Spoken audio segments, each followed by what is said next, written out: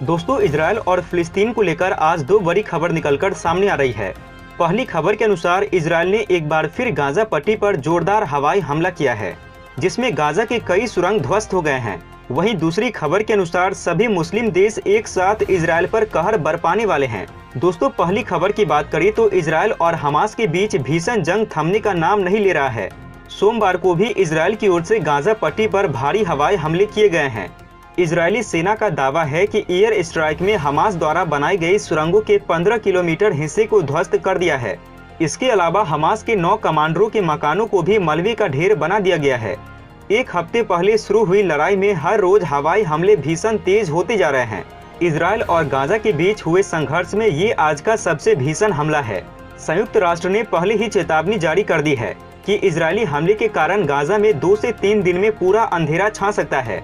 Gaza क्षेत्र के एकमात्र बिजली घर में ईंधन समाप्त होने का खतरा बन गया है। गाजा में पहले से ही 8 से 12 घंटों की बिजली कटौती हो रही है और वहां नल से आने वाला पानी पीने लायक नहीं है। क्षेत्र की बिजली वितरण कंपनी के प्रवक्ता ने बताया है कि संयंत्र के पास 2 से 3 दिनों तक की बिजली आपूर्ति करने लायक ईंधन है।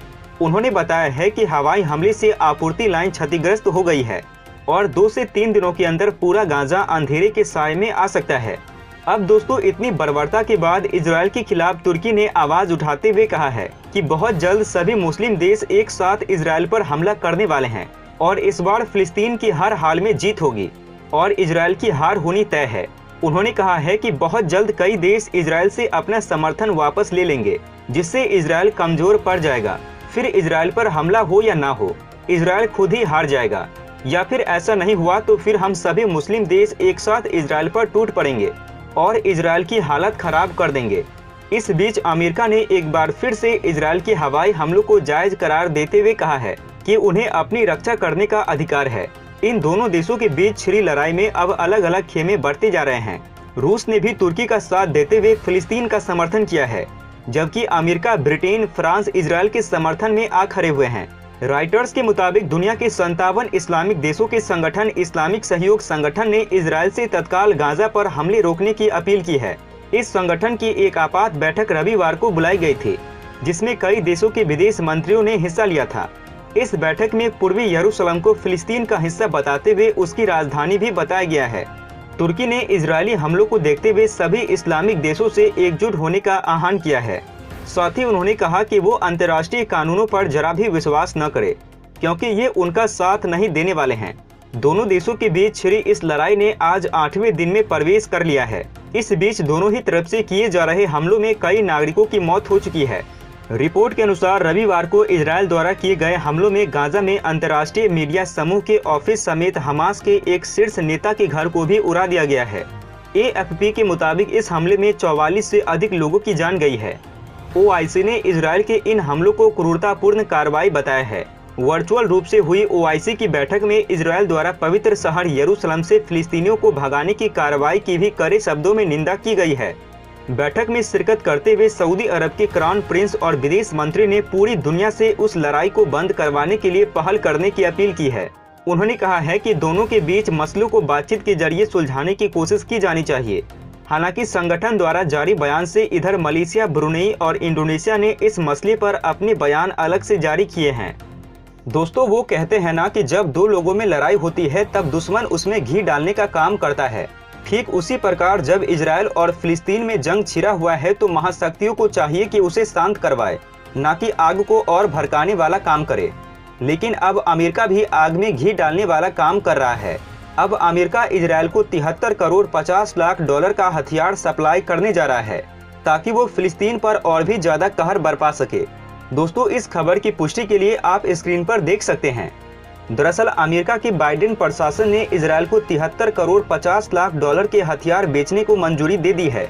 अमेरिकी सांसद के सूत्रों ने सोमवार को बताया है कि इजरायल और फिलिस्तीन के बीच जारी हिंसा के बावजूद सांसदों द्वारा इस समझौते पर आपत्ति जताने की संभावना नहीं है।